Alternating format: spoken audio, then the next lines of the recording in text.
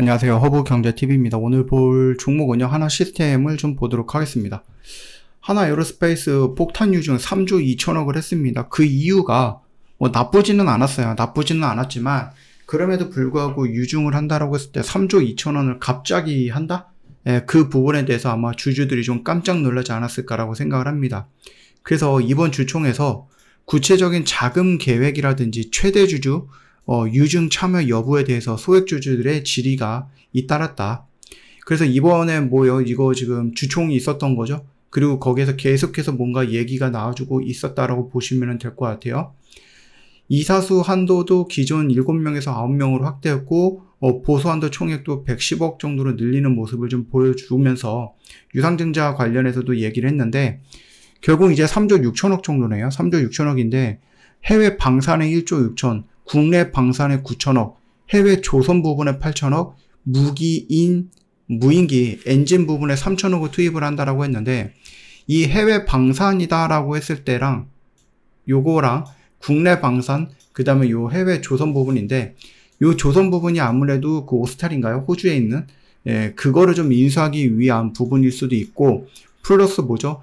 필리조선소도 이 하나 에어로스페이스랑 하나 시스템과 하나 오션이 인수를 했죠. 거기에 대한 투자일 가능성도 있는 거죠. 조선이다라고 했을 때는. 그래서 오션과 시스템 쪽으로 좀 뭔가 연결이 돼서 나갈 수도 있는 부분이 아닐까라고 생각을 합니다.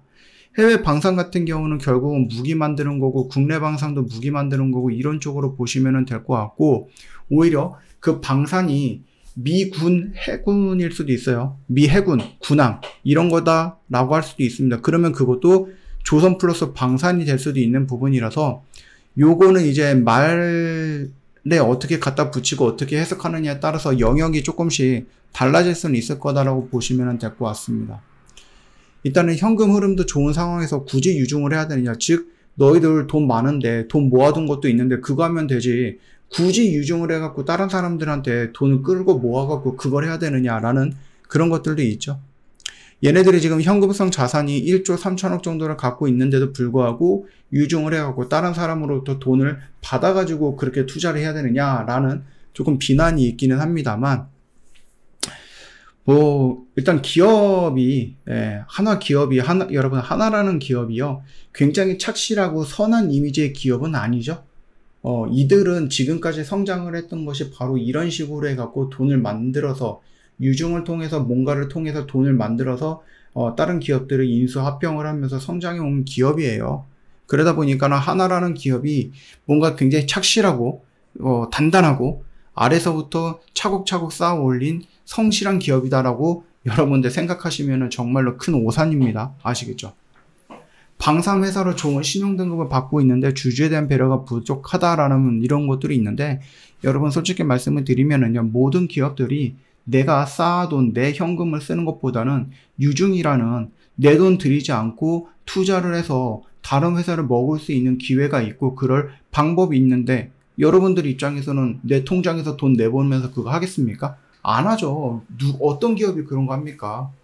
10개의 기업 중 1개라도 그런 거 하면은 그 회사는 정말로 마인드적으로, 기업 마인드라고 할까, 아니면 도덕적인 경영? 이런 것들을 좀 고민해 볼 필요가 있는데, 열이면은 9개가, 저는 열이면 10개라고 생각하는데, 열이면은 10개, 9개가 다 이렇게 할 거예요. 예.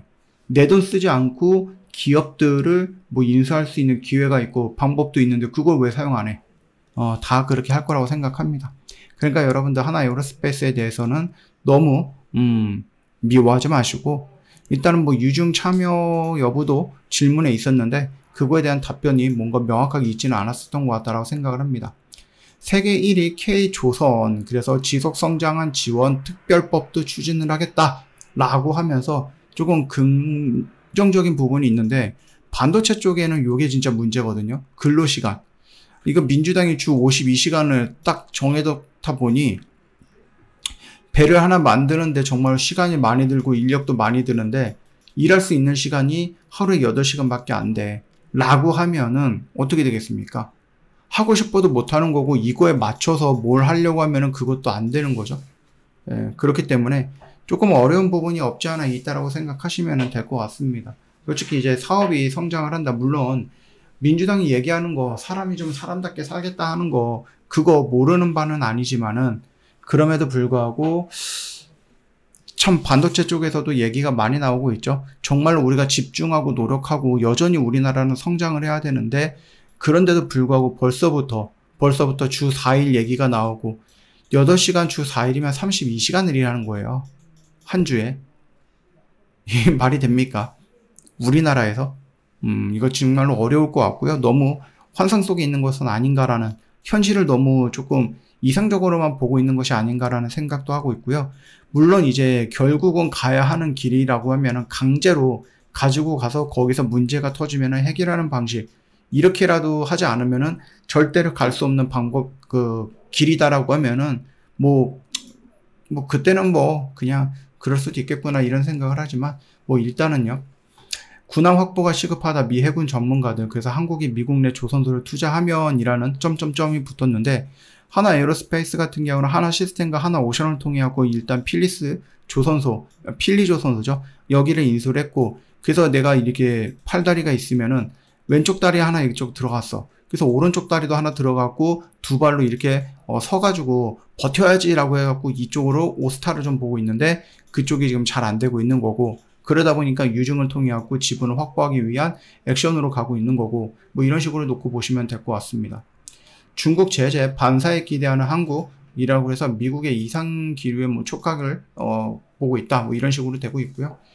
6개월 전쟁도 못 치르는 유럽 방산 공약법 이런 것들이 있는데, 결국은 우리나라가 할 수 있는 것은 가성비, 그 다음에 더 뛰어난 능력치, 그리고 더 빠르게 생산할 수 있는, 그러니까 너희들이 만약에 오늘 신청을 하잖아. 그러면 2026년 3월 25일날 니들이 원하는 그 지역에 배치해 줄게.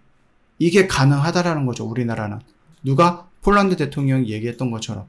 근데 독일이라든지 프랑스, 이탈리아 쪽에서 만들었던 이것들은 내가 2028년 5월 9일까지 해줄게. 우리나라보다 훨씬 더 많이 늦죠. 그 상태로 러시아가 이미 쳐들어오면 어떡합니까? 예.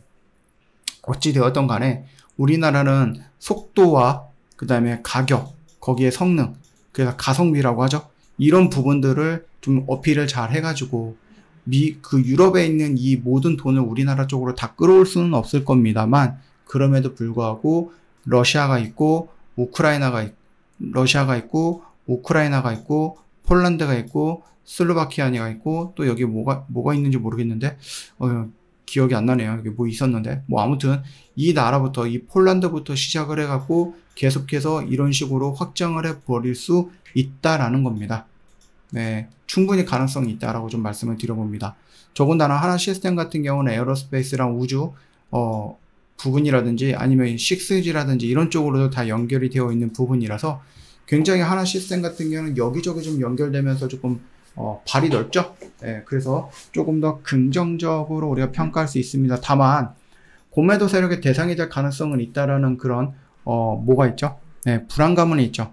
그래서 우리가 할 수 있는 것은 뭐다? 최대한 나눠서 좀 여유를 가지고 매수를 해보는 것이 어떤가라는 거죠. 일단은 이 정도 구간 라인에서부터 여러분이 시작을 한다라고 하면 저는 그렇게 크게 나쁘진 않을 것 같고, 혹시라도 더 많이 밀린다라고 하면 여기까지 밀려 내려갈 수 있다라는 점도 참고해 주시면 됩니다. 그렇다라고 하면 여러분도 여기서 해야 되겠죠? 나는 공격적으로 1차, 보수적으로 1차 이렇게 보고 있던 분들, 아니면 내가 여기서 1차, 여기서 2차 이런 식으로 생각할 수도 있는데, 일단은 공매도 세력이 때려 붙인다라고 했을 때 그 물량이 얼마만큼 쏟아져 나오고 얘가 얼마만큼 밀릴지는 모르겠지만, 지금 현재의 흐름을 놓고 보면 이 정도 구간이다라고 하면은 충분히 내가 빠져나올 수 있는 어떠한 영역은 줄 거다라고 생각하고 있는 공간이거든요. 그래서 여기서도 일단은 여러분들이 한번 좀 도전해보는 것도 괜찮겠다라고 생각을 합니다. 아무리 공매도 세력이 때려 맞는다라고 해도 일단은 상승할 수 있는 모멘텀들이 쨍쨍하게 다 받쳐져 있기 때문에 얘네가 영원히 공매 세력에 의해서 하락만 하지는 않을 거다라고 생각합니다. 즉 여러분들은 여기 라인에서 철저하게 비중을 조절해 나가면서 분할 매수의 관점으로 접근한다라고 하면은 쉽게 이 하나 시스템 안에서 죽지는 않을 거다라고 말씀을 드릴게요. 저 허브경제TV 공식 채널 보시면은요, 정말 중요한 것도, 여러분이 알아야 되는 것도 올려놨거든요. 이것만 놓고 보셔도 정말로 오늘 하루 필요한 것들 다 보셨다라고 말씀을 드려봅니다. 저희는 오늘도 또 열심히 매매해갖고 이런 결과물도 만들어냈고, 여러분들도 할 수 있는 것들이라서, 언제든지 저희를 찾아오시면 되거든요. 혼자서 혹독한 겨울 나셨는데 계좌가 여전히 얼어붙어 있다라고 하시면 저희 봄 이벤트 진행을 하고 있고, 봄이 되면 날씨도 따뜻하고 저희랑 만나면 또 저희가 또 이게 얼어있는 계좌도 녹여드릴 수 있거든요. 그러니까 저희랑 한번 해보자. 이벤트는 지금 이쪽에다 신청하시면 되겠고, 딱 3개, 딱 3일 남았어요. 얼마 안 남았죠? 그러니까 여러분들 더 이상 고민하지 마시고, 오늘 시작하시는 분들, 어제 시작했던 분들, 일주일 전에 시작하셨던 분들, 이거 여러분들과 갭이 너무 많이 차이가 나고 있습니다. 더 이상 뒤처지면은 안 됩니다. 오늘도 고생 많으셨습니다.